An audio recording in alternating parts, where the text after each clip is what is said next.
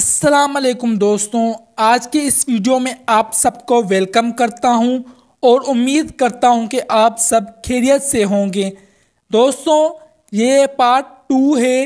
पहले पार्ट में हम novel a tale of two cities के कैरेक्टर्स ही डिस्कस कर पाए थे और आज इस वीडियो में हम नॉवेल के जनरल फैक्ट्स, इंफॉर्मेशन और नॉवेल के 3 पार्ट्स जो हैं उन सब की समरी भी डिस्कस करने की कोशिश करेंगे। इस पार्ट 2 में मैं कोशिश करूंगा कि 3 जो पार्ट्स हैं नॉवेल के उन सब की समरी डिस्कस करूं और नॉवेल के जनरल फैक्ट्स और इंफॉर्मेशन, थीम्स और पब्लिकेशन भी डिस्कस कर सकूं। तो बिना किसी देरी के आज का लेक्चर शुरू करते हैं। Novel a tale of two cities 1859 में लिखा गया और इसी साल पहले तो ये वीकली सीरियल में पब्लिश हुआ और इसी साल के एंड में ये बुक की फॉर्म में पब्लिश हुआ। ये एक हिस्टोरिकल नावल है जो फ्रेंच रिवॉल्यूशन का सीन बयान करता है। इसके themes revolution, social changes, duality, love and sacrifices हैं। ये फ्रेंच रिवॉल्यूशन के साथ साथ एक लव स्टोरी भी बयान करता है। इसका point of view third person omniscient है और इसकी सेटिंग लंदन, इंग्लैंड, डोवर और फ्रांस में पेरिस में रखी गई है।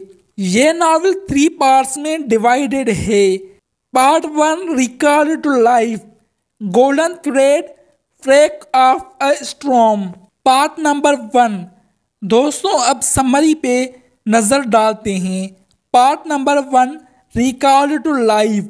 ये नावल अपनी इमोशनल डीप्थ और हिस्टोरिकल कॉन्टेक्स्ट के लिए दुनिया भर में मशहूर है। पहला पार्ट रिकॉल टू लाइफ एक ऐसी कहानी का आगाज है जो हमें इंसान के इनर स्ट्रगल्स, रिकवरी और नए शुरुआत के कॉन्सेप्ट के बारे में सोचने पर मजबूर करता है। इस पार्ट में हमें नए कैरेक्टर्स इंट्रोड्यूस करवाए गए हैं और कहानी की फाउंडेशन स्टेब्लिश की गई है। यह पार्ट सिर्फ एक कहानी नहीं बल्कि एक लेसन है कि किस तरह से इंसान अपनी लाइफ के सबसे मुश्किल फेज को पार करके दोबारा जिंदगी की तरफ लौट सकता है। चलिए इस फैसिनेटिंग और डीप स्टोरी के हर एस्पेक्ट को डिटेल में समझते हैं। नॉवेल की शुरुआत एक मशहूर और थॉट प्रोवोकिंग लाइन के साथ होती है। It was the best of time, it was the roast of times. ये लाइन उस वक्त की दुनिया का एक पोएटिक डिस्क्रिप्शन है। डिकिंस ने यह बताया कि उन दिनों दुनिया 2 एक्सट्रीम्स के बीच चल रही थी। एक तरफ एनलाइटमेंट और होप का दौर था और दूसरी तरफ इनजस्ट, इनइक्वलिटी और ऑपरेशन भी अपने पीक पर थे। रिकॉल टू लाइफ का टाइटल भी एक सिंबॉलिक और पावरफुल फेज है। इसका मतलब होता है कि किसी को दोबारा जिंदगी की तरफ लाना। नॉवेल में ये थीम बार बार एक्सप्लोर की गई है और हर कैरेक्टर अपने तरीके से इस कॉन्सेप्ट को रिप्रेजेंट करता है। इस पार्ट में हम एक शख्सियत की शैटर्ड जिंदगी और उसके हीलिंग जर्नी का शुरुआत देखते हैं। इस पार्ट की शुरुआत एक बहुत ही ग्रिपिंग सीन के साथ होती है। मिस्टर जार्विस लॉरी जो लंदन के एक मशहूर बैंक टेल्सस बैंक में काम करते हैं, अपने एक इम्पोर्टेंट मिशन के लिए लंदन से पेरिस जा रहे हैं। उनका मिशन एक पुरानी और इमोशनल केस से रिलेटेड है। एक इंसान, डॉक्टर अलेक्जेंडर मेनेट, जो 28 साल तक फ्रेंच बेस्टाइल जेल में कैद हैं, अब आज़ाद हो चुका है, लेकिन लॉरी का काम है उन्हें फ्रांस से लेकर लंदन वापस लाना और उनकी फैमिली के साथ रीयूनाइटेड करना। दरअसल डॉक्टर मेनेट जेल से रिहा नहीं किए जाते हैं, पर उन्हें उनका एक सर्वेंट चोरी छुपे उनको अपने घर ले आता है। सफ़र के दौरान एक ड्रामेटिक मूवमेंट आता है जब मिस्टर लॉरी को एक मिस्टीरियस मैसेज मिलता है, रिकॉल्ड टू लाइफ। ये फ्रेज इस मिशन का एसेंस है और इसका मतलब है कि डॉक्टर मेनेट को एक तरह से फिर जिंदगी की तरफ लेकर आना है, क्योंकि उनकी जिंदगी के साथ इमोशनल और साइकोलॉजिकल कनेक्शन टूट चुका था। मिस्टर लॉरी का कैरेक्टर प्रोफेशनल और रिजर्व्ड लगता है, लेकिन उनका एक इमोशनल साइड भी है जो इस मिशन में समझने को मिलता है। अगले सीन में हमें मिस लूसी मेनेट इंट्रोड्यूस होती हैं, जो एक यंग और कॉम्पिशनेट लड़की हैं।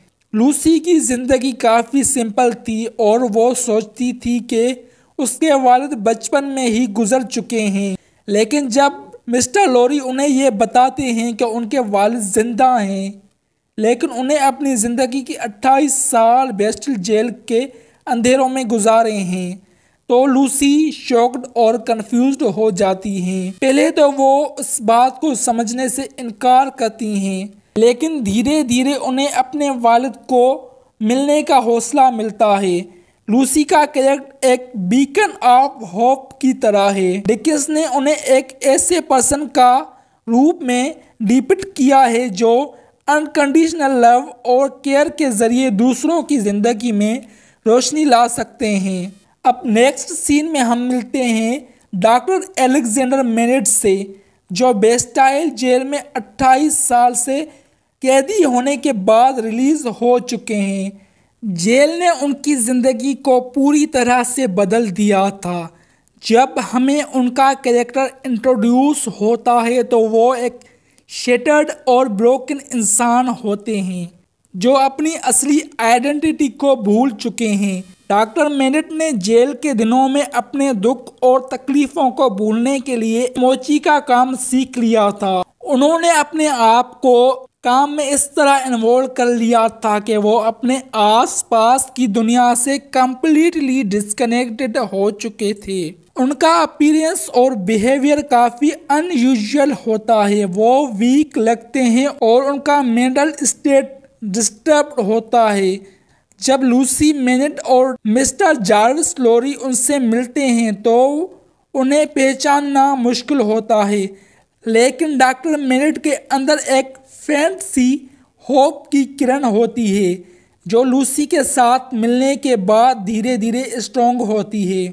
डॉक्टर मेनेट अपनी बेटी लूसी को इस तरह पहचानते हैं कि डॉक्टर मेनेट की वाइफ जो लूसी की मदर थी उसके भी गोल्डन बाल थे और लूसी के भी गोल्डन हेयर होते हैं।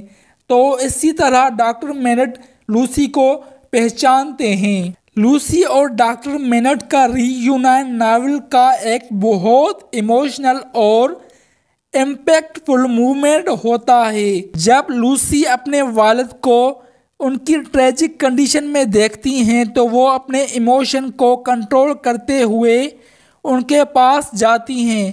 लूसी अपने अनकंडीशनल लव और केयर के ज़रिए अपने वालिद के अंदर एक होप जगाती हैं।